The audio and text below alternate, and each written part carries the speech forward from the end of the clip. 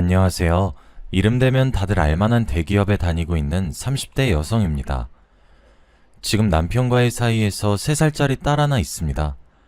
사실 저는 지금 남편 전에 한번 결혼을 한 적이 있어요. 오늘 이야기도 전 남편과 어떻게 이혼하게 되었는지 그 기막힌 사연을 여러분께 말하고자 사연으로 보내게 되었습니다. 그 당시에는 너무 억울하고 화병이나 밤마다 잠도 못 들고 계속 분해 있었는데 지금은 좋은 사람 만나 예쁜 딸도 얻고 남부럽지 않게 행복한 삶을 누리게 됐네요. 본론으로 들어가 전 남편과 저는 20대 중반쯤 제가 막 회사에 취업하고 만나게 되었습니다. 편의상 그냥 남편이라고 말하겠습니다.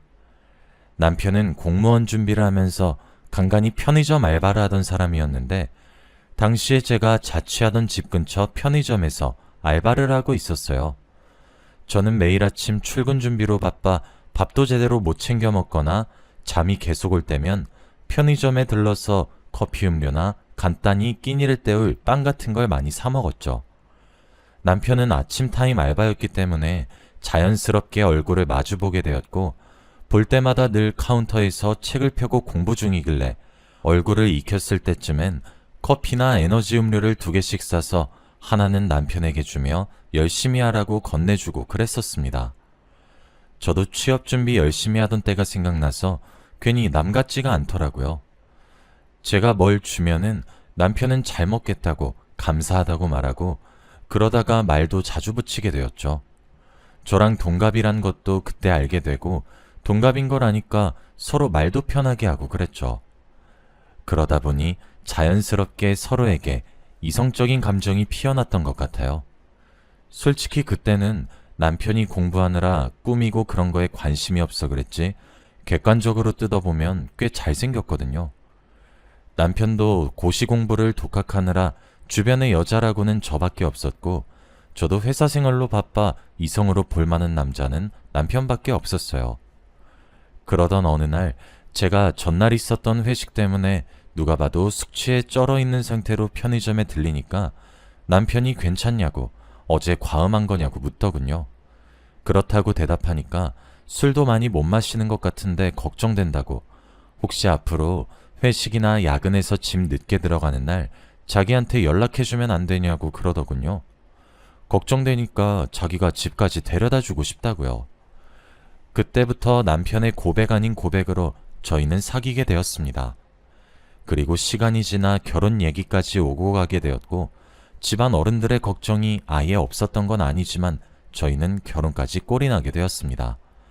사실 남편은 그때까지도 공시 준비 중이었어요. 하지만 서로에게 너무 빠져 있었던 나머지 시험은 결혼하고부터도 안 될 거 없지 않나 싶었죠. 제가 아는 언니의 남편분도 결혼하고 1년 후에 7급 공무원 시험에 붙어서 지금 둘이 문제없이 잘 살고 있거든요. 저는 저희 부부도 그러면 된다고 너무 낙천적으로 생각했던 거였죠. 솔직히 결혼해서 가족이 생기면 책임감 때문에라도 남편이 더 열심히 시험 공부에 임할 줄 알았습니다. 그런데 아니더라고요. 남편은 어느새 시험 공부도 내팽겨치고 거의 전업주부가 다 되어 있었어요. 솔직히 제 수입이 평균 이상이고 저희 부모님이 지원해 주셔서 가능했던 거예요.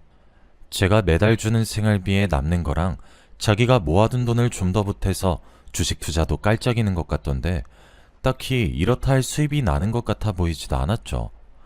그래도 남편 성격상 사치나 그런 게 심하지도 않고 저도 절약하는 스타일이었기 때문에 제 월급만으로 신혼부부 둘이서 사는 데에는 지장이 없었습니다.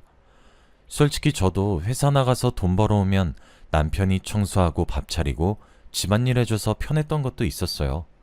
문제는 시부모님이었습니다. 시부모님은 여기 사연에 나오는 다른 집 시부모님도 다들 그렇듯 조금 막혀 있으신 분들이라 네가 기가 너무 세서 자기 아들이 뜻도 못 펼치고 집에만 있는 거 아니냐, 네가 아들 출세기를 막고 있다 하면서 남편이 전업주부로 사는 걸 못마땅해 하셨어요. 주변에서도 아직 남자 전업주부에 대한 인식이 좋지 않아서 가끔 남편이 자존심 안 상해하냐 하는데 다행히 남편은 적성에 맞는지 불평한 적이 없었어요. 오히려 공무원 시험 준비를 다시 시작하라고 하면 그걸 더 싫어할 것 같았죠. 아무튼 본인이 원하는 데다 아직까지 별 문제는 없어서 저도 그냥 냅뒀었습니다. 그러다 하루는 부장님이 제게 둘이서만 할 얘기가 있다고 같이 술이나 마시자고 하셨는데 2차로 갈 만한 곳이 마땅치 않아 저희 집으로 모셨던 적이 있어요. 부장님은 40대 중반에 골든이 있으셨어요. 보통 회사에서 여자는 결혼이나 임신, 출산 때문에 중간에 경력 단절돼서 그 나이에 부장까지 가기 힘든데 부장님은 능력도 좋으시고 성격도 권위적이지 않아서 저도 개인적으로 존경하고 있는 상사였습니다. 저도 보통 부부와 다르게 남편이 내조해준 덕에 회사 일에만 집중할 수 있어서 실적이 좋았기 때문에 부장님도 저보고 자기 예전 모습 보는 것 같다며 저를 총애하셨죠. 이미 술에 취해서 기분이 좋아지신 부장님과 함께 집으로 가니까 미리 연락받아둔 남편이 나름대로 상을 차려줘서 고맙다고 했습니다. 그런데 부장님이 남편을 보고 제게 말하더군요. 최대리 능력 좋은데? 남편분이 참 멋있게 생기셨네. 둘이 결혼한 지 얼마나 됐지? 야, 보기 좋네. 잘 어울려. 부장님 칭찬에 괜히 어깨가 으쓱해지기도 하고 쑥스럽기도 해서 남편에게 눈짓으로 부장님이 취해서 그렇다며 먼저 방에 들어가 있으라고 말하려던 참이었어요. 그런데 부장님이 남편이랑도 함께 마시자며 말씀하시더라고요. 그래서 그날은 부장님, 저, 남편 이렇게 셋이서 술자리를 함께 했습니다. 그리고 그 후에 부장님이 그날은 신세 져서 고마웠다고 선물이라며 비싼 식기 세트를 주시더라고요. 감사하다고 인사한 후에 그날 일은 그렇게 끝나는 줄 알았습니다. 그런데 그 이후로 부쩍 부장님과 둘이서 술자리를 함께하는 날이 많아졌어요. 그것도 저희 집에서요. 남편이 불편하지 않을까 많이 걱정했는데 남편도 워낙 자주 보다 보니까 적응이 된 건지 정신 차려보면 어느새 저와 부장님 사이에서 술잔을 같이 기울이고 있었죠. 하루는 남편에게 불편하지 않냐고 부장님께 따로 말해서 앞으로는 집 말고 술집 가자고 할까 물어봤습니다. 아니야, 그럴 필요 없어. 보니까 당신 많이 아끼시는 것 같아. 인상도 좋으신 분 같고 당신도 부장님한테 잘 보여야 앞으로 회사 생활 편하게 할 수 있잖아. 나도 그 정도는 참을 수 있어. 남편의 배려심 넘치는 대답에 제 커리어를 이렇게 존중해 줄 수 있는 남자랑 결혼하게 돼서 참 다행이다 속으로 생각했습니다. 남편에게 이해해줘서 고맙다고 말했죠. 부부의 연이 더 끈끈해지는 기분이 들었어요. 부장님도 여전히 저를 믿고 맡길 수 있는 부가 직원으로 생각하셔서 일은 많아진 대신 입사 동기들에 비해 승진도 빠르고 보너스도 많이 받게 되었죠. 잔업 때문에 회사에 오래 남아서 처리하고 늦게 집에 가는 날이 많아지니 남편에게 미안하더라고요. 그래서 집 들어가기 전에 떡볶이나 치킨처럼 야식으로 먹을 만한 것들을 꼭 손에 들고 퇴근해서 남편과 함께 나눠 먹었어요. 나름 저희 부부만의 재미였죠. 그러던 차에 회사가 사업을 확장하면서 해외 입점 프로젝트를 저희 부서가 도맡게 되었어요. 해외 입점을 총괄하는 일이다 보니 출장도 잦았습니다. 부장님이 저를 몰래 부르더니 이번 건 잘만 성공시키면 시간 지나 앞으로 자기 이어서 부장 자리나 임원에도 진출할 수 있을 거라고, 이런 기회 다시는 없을 거라고 저보고 맡아줬으면 좋겠다고 하더군요. 근 1, 2년간은 해외에 나갈 일이 자주 생길 거라 아직 신혼부부인 최 팀장한테 맡기는 게 좀 미안한데, 그래도 우리 부서에 최 팀장만큼 능력 있고 믿을 만한 사람이 없어서 괜찮겠어?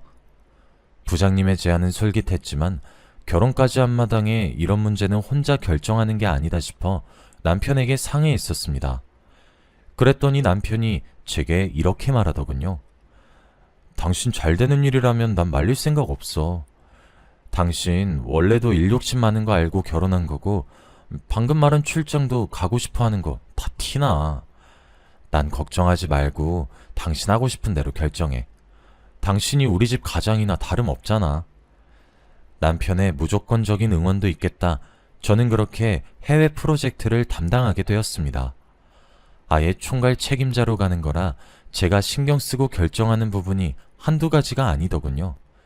짧게는 1, 2주, 길게는 한 달 넘게도 출장지에서 지내게 되었어요. 그동안 절 믿고 한국에서 기다리고 있을 남편이 많이 그립기도 해서 시간 날 때마다 남편이 좋아할 만한 것들을 쇼핑하면서 선물할 생각에 혼자 뿌듯해하기도 했었죠. 이런저런 시행착오 때문에 해외 입점을 완수하기까지 예상보다 시간이 조금 더 걸렸지만 무사히 성공시키고 저는 한국으로 다시 돌아올 수 있었습니다. 귀국하던 날 남편과 함께 고급 레스토랑에 가서 식사도 하고 그동안 못 본 서러움을 다 풀었죠. 부장님도 이번 프로젝트 성과에 굉장히 만족하시면서 앞으로 다른 중요한 건도 믿고 맡길 수 있겠다고 저한테 일을 많이 맡기긴 하지만 다 제 미래를 위해서 그런 거라고 하시더군요. 보통 사원들은 부장이나 임원까지도 못 가고 30 후반쯤에 다 칼같이 잘리는 거 알지? 괜히 38선 38선이라고 말 나오는 게 아니야. 최 팀장은 꼭 오래오래 남아서 얼굴 계속 보고 싶어서 그래. 부장님이 제게 거는 기대가 큰 만큼 저도 계속 일에만 파묻혀 살았습니다. 다녀보면서 늘 느끼는 거지만 대기업이 참 피 터지는 경쟁 끝에 입사해도 그 안에서 또 경쟁해야 하고 돈을 많이 주는 대신 그만큼 살인적인 업무량을 재량껏 감당해야 하더군요. 그런데 그게 화근이었던 건지 남편이 가정에 소홀한 제 모습을 탐탁치 않게 여기더라고요. 어느 날 또 야근하고 퇴근하니 남편이 제게 와서 조심스럽게 말하더군요. 우리 이제 결혼한 지 시간도 좀 됐고 우리 부모님도 손주 재촉하시는데 당신 생각은 어때? 그동안 당신 일이 바빠 보여서 좀 여유 생기면 그때 얘기 꺼내야지 했는데 당신 일이 줄어들 기미가 안 보이잖아. 그동안 남편이 먼저 아이에 관해 이야기를 꺼낸 적은 없던 터라 저는 바보같이 이대로도 전부 괜찮은 줄 알았습니다. 저는 아이 욕심이 별로 없었기 때문에 그동안 그 문제에 관해서는 생각하지 않고 있었는데 그래서 남편도 저랑 똑같은 줄 알았어요. 아이 얘기는 너무 갑작스럽기도 했고 솔직히 전 지금 제 커리어에 충실하고 싶었기 때문에 남편의 말은 썩 반갑지 않았습니다. 그때 제가 표정 관리를 제대로 못해서 조금 난감한 얼굴이었는데 남편이 그걸 본 건지 혹시 처음부터 애 가질 생각은 없었던 거냐며 저보고 신경질 내더라고요. 당신 아무리 자기 일이 더 중요하다지만 너무한 거 아니야? 결혼한 사람이 왜 그렇게 자기만 생각해? 나도 내가 좋아서 지금 집안일만 하는 줄 알아? 거의 처음으로 부부 사이에 과격한 대화가 오가서 제가 싸움으로 번지기 전에 남편을 진정시키려고 노력했습니다. 잠시만 여보, 진정해. 만약 지금 내가 임신해서 일 그만두게 되면 당장 우리 수입은 어떡하려고 그래? 그랬더니 남편은 제 말을 듣고 더 어이없어 하더군요. 벌어오면 또 얼마나 많이 벌어온다고 유세 떠는 거야 지금? 장인어른이 증여해 주신다던 빌라 건물도 있잖아. 그걸로 어떻게든 하면 될 거 아니야. 솔직히 남편은 무시했지만 저 나름대로 열심히 일해서 기본적으로 600 가까이 법니다. 거기에 보너스 같은 거 합치면 더 되고요. 이만하면 여자가 벌어오는 수입치고는 되게 많은 거 아닌가요? 제 주변에서도 제 나이에 회사 다니면서 이렇게 많이 버는 사람은 못 봤습니다. 그리고 아버지가 갖고 계신 빌라 건물은 전에 제게 증여해 주시겠다고 말이 나오긴 했지만 그 당시 어머니가 지병 때문에 병원에 계셨기 때문에 병원비를 부담해야 하는 아버지께 지원해달라고 떼쓰고 싶진 않았습니다. 결국 그날 이후로 저와 남편은 묘한 냉전 상태를 유지했습니다. 제 표정이 안 좋아 보이니 부장님이 바로 알아보고는 저를 부르시더군요. 최 팀장, 무슨 일 있어? 얼굴이 죽을 상이네. 한참 망설이다가 그래도 그동안 부장님과 싸운 친목이 있어 부장님께 사실대로 털어놨습니다. 남편과 아이 문제로 제가 일에만 집중하는 것 때문에 싸우게 됐다고요. 제 이야기를 잠자코 들으시던 부장님이 솔직히 제 남편에겐 미안하지만 제 생각이 더 맞는 것 같다고 말씀하시더군요. 뭐 나야 최 팀장 직장 상사니까 유능한 부하 직원을 잃기 싫어서인 것도 맞지만 지금은 최 팀장한테 너무 중요한 시기고 지금만 잘 버티면 나중에 회사에 오래 남을 수 있는데 당장은 너무 이르다고 봐. 부장님 말씀을 듣고 제 자리로 돌아가 제가 원하는 게 뭔지 곰곰이 생각해보니 의외의 답이 나오더군요. 일이 중요하긴 했지만 못지않게 남편과의 관계와 하나뿐인 가족도 제게 중요하다는 걸 깨달았습니다. 결국 그날 퇴근하고 남편에게 화해의 손길을 내밀었어요. 그동안 너무 내 일만 생각했던 것 같아 미안해. 당신이 했던 말 다시 생각해보니까 틀린 거 없는 것 같아. 나도 이제 일보다는 가정에 좀 더 충실해야 할 시기인 것 같기도 하고. 제 진심 어린 사과에 남편은 얼굴에 화색을 띄우며 좋아했습니다. 남편과 제 사이는 이렇게 다시 호전되는 듯 했죠. 기왕 아이 가질 결심을 하게 된 거 철저하게 준비하려고 올케 언니가 근무하는 산부인과에 찾아간 어느 날이었습니다. 올케 언니는 산부인과 의사인데 제가 그동안 워낙 일에만 파묻혀 사느라 야근이랑 회식이 잦아서 몸상태 검사를 미리 받아볼 겸 병원을 찾았어요. 미리 말하면 남편에게 괜히 걱정을 심어주는 것 같아서 결과를 받아보기 전까진 숨기기로 했죠. 병원에서 접수하니 새언니가 먼저 온 환자를 진찰하고 있다기에 진료실 근처 의자에 앉아 제 차례를 기다렸습니다. 기다리니 진료실에 환자가 나오더군요. 그런데 뒷모습도 그렇고 옷도 어딘지 익숙했습니다. 이상하다 생각했지만 진료실로 들어가서 올케 언니에게 반갑다고 인사를 했죠. 제가 일찍 들어가서 그런가 언니는 책상 위에 방금 다녀간 환자의 진찰 기록을 파일에 넣어 정리하는 중이었는데 손이 미끄러웠는지 서류 몇 장을 떨어뜨렸더라고요. 제 앞에도 서류가 떨어져서 몇 장 주었는데 자연스럽게 서류에 적힌 환자 성명을 보게 되었죠. 그런데 환자 성명란에 부장님 이름이 적혀 있는 겁니다. 그제서야 아까 나간 환자의 뒷모습이 부장님 모습과 겹쳐지면서 머리가 띵해졌어요. 언니에게 물어보니 방금 다녀간 환자인데 임신 14주 차였다며 그 사람이 너희 회사 사람인 줄은 몰랐다고 깜짝 놀라더군요. 저는 검진을 받는 내내 부장님 생각으로 머리가 가득 차 있었어요. 제가 알기로 부장님은 독신이신데 임신을 하셨다니 조금 당황스러웠거든요. 뭐 결혼만 안 하셨다 뿐이지 애인은 따로 있을 수 있는 거지만서도 부장님이 임신하신 거면 앞으로 일을 쉬시려나 그러면서 부서 업무는 또 어떻게 돌아가려나 부장님의 비밀을 의도치 않게 알게 되어 나름대로 심란했습니다. 검사를 마치니 언니 퇴근 시간이랑 겹쳐 올케 언니랑 번화가에서 같이 저녁을 먹고 돌아가려던 참이었습니다. 남편에게는 오늘 집 나가면서 늦을 거라고 미리 말해둬서 근처에서 올케 언니랑 쇼핑도 하고 오랜만에 외출을 즐기고 있었어요. 그런데 분명 비 소식이 없다고 들었는데 소나기가 쏟아져서 마땅히 갈 곳이 없어져 언니를 데리고 저희 집으로 갔습니다. 저희 집이 복도식 아파트 끝집이라 엘리베이터에서 내려 복도로 들어가려는데 여자의 악받친 목소리가 온 건물에 쩌렁쩌렁 울리더라고요. 이 새끼 저 새끼 하며 온갖 쌍욕이 들리길래 어떤 예의 없는 사람이 다른 사람도 사는 데서 크게 욕을 하나 싶어 기분이 안 좋았어요. 그런데 자세히 들어보니 목소리가 낯설지 않더라고요.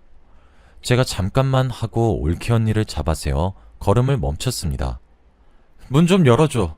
나 방금 임신인 거 확인하고 오는 길이야. 어떡할 거야? 자꾸 이렇게 피하면 최 팀장한테 다 불어버릴 거야? 네, 맞아요. 부장님 목소리였습니다. 고개를 빼꼼 내밀고 복도를 살펴보니 부장님이 비를 쫄딱 맞은 채로 남편 이름을 부르면서 저희 집 현관문을 두드리고 소리치더라고요. 조금 지나 현관문이 열리고 남편이 나왔습니다. 빗소리 때문에 뭐라고 말하는지는 다 들리지 않았지만 대충 아내한테는 제발 비밀로 해달라. 아이는 일단 지우는 걸로 하자. 뭐 이 정도는 알아들을 수 있겠더군요. 그런데 남편 말을 가만히 듣던 부장이 돌연 아이를 낳아 키울 거라고 남편더러 저랑 이혼하래요. 제가 어쩔 줄 몰라 올케 언니를 쳐다보니 언니는 이미 핸드폰으로 동영상을 찍으면서 제게 조용히 하라고 입에 손가락을 가져다 대더군요. 얘기를 듣다 보니 서서히 상황 파악이 되더군요. 부장님이 가진 아이 아빠가 제 남편인 것부터 제가 해외 출장으로 바빴을 당시 남편과 부장님이 저 몰래 자주 만나오고 있었다는 사실까지요. 누가 들을 거라고 상상도 못했는지 둘은 복도에서 큰 소리로 말하더군요. 덕분에 동영상에 둘의 대화 내용도 어느 정도 담을 수 있었습니다. 제가 두 사람 대화를 듣다 못해 올케 언니에게 계속 동영상을 찍어 증거를 남겨달라고 부탁한 뒤 그쪽으로 다가가니 두 사람은 귀신이라도 본 양 깜짝 놀라더군요. 남편은 말을 더듬으면서 언제 왔냐고 묻고 부장은 손톱을 까드득 씹으면서 불안한 티를 팍팍 내비쳤습니다. 여보, 부장님이 지나가다 비가 너무 많이 와서 우산 빌릴 겸 잠시 들렀다가 가시는 거야. 당신은 늦게 온다더니 왜 이렇게 일찍 왔어? 능청스럽게 거짓말을 지어내는 남편에게 싸늘하게 답했습니다. 방금 얘기하는 거 다 들었으니까 되도 않는 거짓말로 속일 생각하지 마. 바람 폈단 사실만으로도 어이없는데 그 상대가 부장님? 그것도 애까지 만들어서. 여보, 미안해. 내가 잠시 미쳤나 봐. 당신이 없는 동안 너무 외로워져서. 그치만 출장 간 동안 잠깐이었어. 사랑한 것도 아니었고 그냥 잠깐 즐기고 만 거야. 남편의 다급한 변명에 부장이 남편을 잔뜩 노려보더군요. 그 모든 상황이 견디기 힘들 정도로 역겹더군요. 아니야, 됐어. 애도 가진 김에 둘이 그냥 같이 살아. 당신 계속 아기 원했잖아. 난 아무리 생각해도 바람핀 사람 참아주고 다시 아무 일 없던 것처럼 살 정도로 대인배 못 되는 것 같네. 이혼하자 그냥. 그 길로 남편을 밀치고 집 안으로 들어가 간단히 제 짐을 쌌습니다. 그때 식탁에 놓인 부장이 선물한 식기 세트가 보여서 분을 못 이기고 바닥에 전부 집어던져 개박살을 냈습니다. 짐을 들고 친정집으로 갔어요. 사건 정황을 모두 아는 올케 언니가 부모님께 대신 설명해주고 아는 변호사 친구까지 소개해줘서 이혼 소송은 어려움 없이 진행되었습니다. 언니가 찍은 동영상도 결정적인 증거로 작용해 제 승소로 끝날 수 있었습니다. 판결이 나던 날까지 남편에게 계속 전화가 왔어요. 전화로 자기는 부장이랑 살 마음 없다고 한 번만 없던 일로 치고 넘어가주면 안 되냐고 하는데 들어줄 가치도 없어서 그냥 차단했습니다. 더 웃긴 건 전 남편은 저랑 이혼하고 돈이 없으니까 부장이랑 재혼을 하긴 했어요. 그런데 노산이었는지 아니면 천벌을 받았는지 부장이 사산해버리고 그 여파로 부장은 일도 그만뒀다고 하더군요. 돈도 아이도 없으니 전 남편과 부장 사이도 당연히 악화되었고요. 저는 그때쯤 다른 기업의 스카우트 제의를 받고 제 발로 회사를 나갔습니다. 지금 만난 남편도 옮긴 회사에서 새로 만난 사람이에요. 지금 만난 남편과는 아무 문제 없이 행복하게 잘 살고 있어요.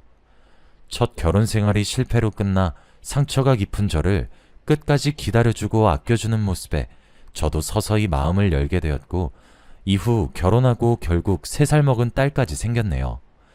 지금은 저도 일과 가정, 둘의 밸런스를 잘 유지하면서 누구보다 행복하게 잘 살고 있습니다. 제 긴 사연 들어주신 모든 분들 감사합니다.